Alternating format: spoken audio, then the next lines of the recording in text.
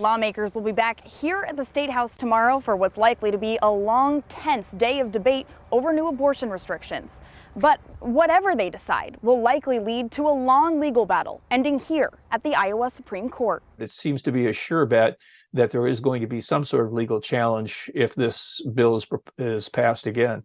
University of Iowa political science professor Tim Hagel says Iowa's new plan to ban abortion will likely end up in court. A situation that's seemingly played out before, when Iowa's 2018 fetal heartbeat law was ruled unconstitutional. That law and Iowa's new proposal are nearly identical. Both would ban any abortion after a fetal heartbeat is detectable, usually around 6 weeks of pregnancy. Both include exceptions for rape, incest, fetal abnormality, and to save the life and health of the mother. But the new bill adds that pregnant women can't be held liable if a doctor breaks the rules. It also assigns enforcement power to the Board of Medicine. And it also could see a different outcome in court. The difference, of course, is that now it's a different standard. Iowa's 2018 law had to pass a different test, one that said laws can't put an undue burden on people's access to abortion. But the U.S. Supreme Court overturned that standard last year when they struck down the national right to abortion.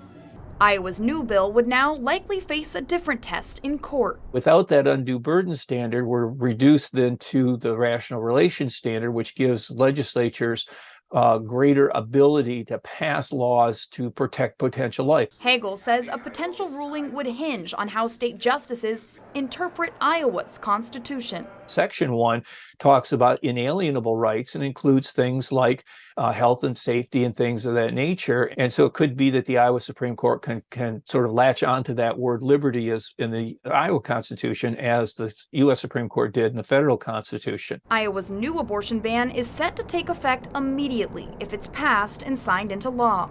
But Hagel says that doesn't mean abortion access would change right away. It could be something along those lines where the statute is held up again until the legal challenges work through the system. Lawmakers can still make changes to the current version of the bill while they're in session tomorrow, but they have to vote on a final version by 11 o'clock tomorrow night.